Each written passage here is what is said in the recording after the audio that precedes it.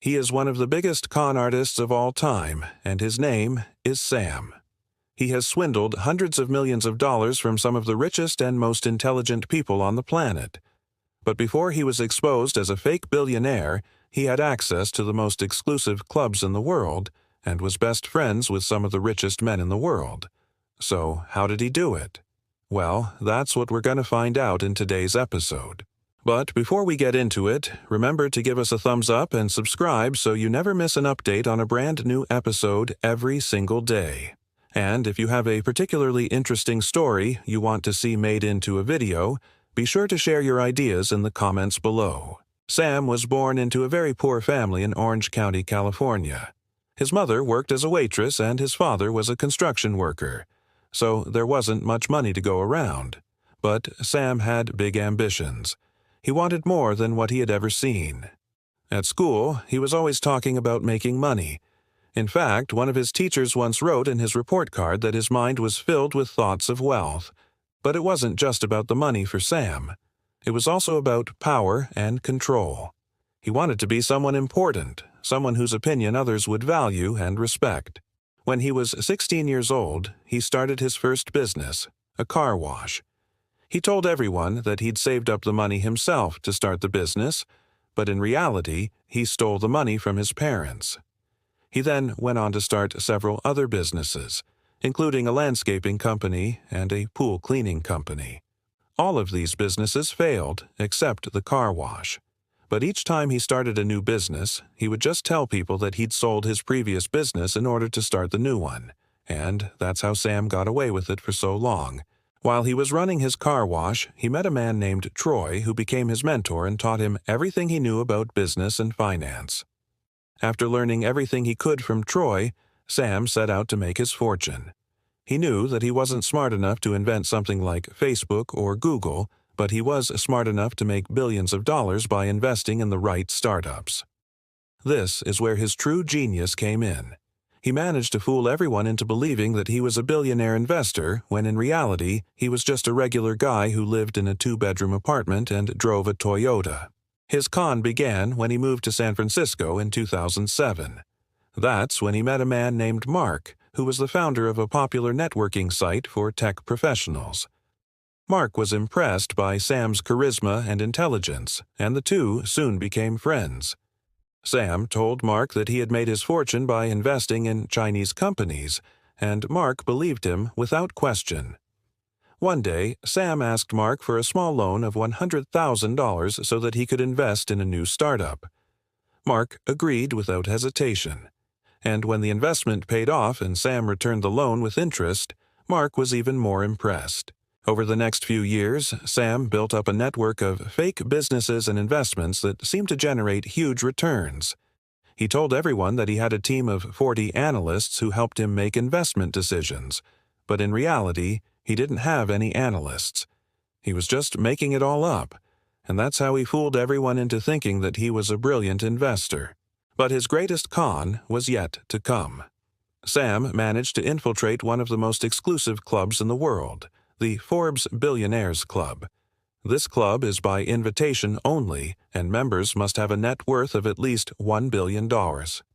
Sam told Forbes that he made his money by founding a software company called ConnectU, which helps businesses connect with each other.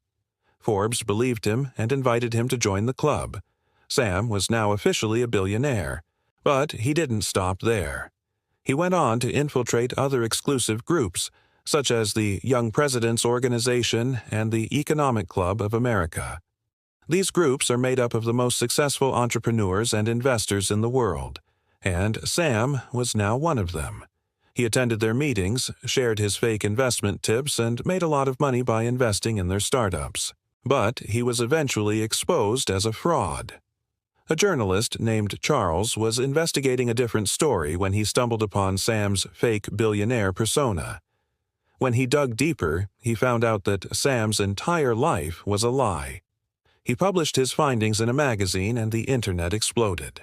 Everyone was talking about the fake billionaire from Forbes. Sam's life quickly unraveled after that. His fake billionaire persona was shattered and everyone saw him for who he really was, a poor kid from Orange County who had conned his way into their exclusive clubs. But that doesn't mean he didn't try to save face. After being exposed as a fraud, Sam tried to claim that he was just joking when he pretended to be a billionaire. He said that he never intended to hurt anyone and that he was just having fun, but no one bought it. They were all angry and embarrassed for falling for his con. Forbes responded by saying that they were investigating the situation and that they would take action if necessary. But they never did. They just quietly removed Sam from their website and pretended like nothing happened. So, how exactly did Sam manage to con the most successful people in the world? The answer is simple. He played on their greed and ego. Sam knew that the people in these exclusive clubs were some of the smartest and most ambitious in the world. They were also some of the most greedy and egotistical people in the world. Sam knew that they would be willing to overlook any red flags because they believed that he could make them even more money. For example, when Sam told Mark that he made his fortune by investing in Chinese companies, Mark didn't bother to check if it was true. He just assumed that it was because Sam wouldn't lie to him, right? Sam knew this, and he used it to his advantage. He also knew that the people in these exclusive groups were too busy to do their own due diligence. They had companies to run and investments to manage. So they just took Sam's word for it. In addition to playing on their greed and ego, Sam also used a technique called the Benjamin Franklin approach. This approach involves getting people to like you before asking them for a favor. Sam knew that people were more likely to give him money if they liked him. So he spent a lot of time getting to know them and building relationships. He attended their events, shook their hands, and asked them questions about their businesses. It may sound fake, but it worked. People liked Sam, and they were more willing to trust him because of it. Another technique that Sam used was the scarcity principle. This principle states that people are more likely to value something if it's rare or hard to get. Sam knew that the people in these exclusive groups were used to dealing with ordinary people. So when he showed up, he looked and acted differently. He dressed well, he spoke confidently, and he didn't seem like someone who belonged in those rooms. Sam knew that this made him more interesting and valuable to these people, and he used it to his advantage. Finally, Sam used the power of suggestion. He would say things like, "I've been successful because I took risks," or, "The key to success is to think big." He knew that these statements would resonate with the people in these exclusive groups because they were true. These people were risk-takers and they thought big. Sam was just confirming what they already believed to be true. So there you have it, folks. That's how Sam, the fake billionaire, managed to con the most successful people in the world, by playing on their greed, ego, rarity, and beliefs. He was a master manipulator, and he knew how to exploit human psychology to get what he wanted. But the question remains, was he a genius or just lucky? In our opinion, he was both. He was a genius con artist who knew how to read people and exploit their weaknesses, but he was also lucky. He was lucky that he met people who believed him without question, and lucky that no one investigated him further. If not, he wouldn't have gotten as far as he did. What do you think? Was Sam a genius or just lucky? Let us know in the comments below. And don't forget to give us a thumbs up and subscribe so you never miss an update on a brand new episode every single day.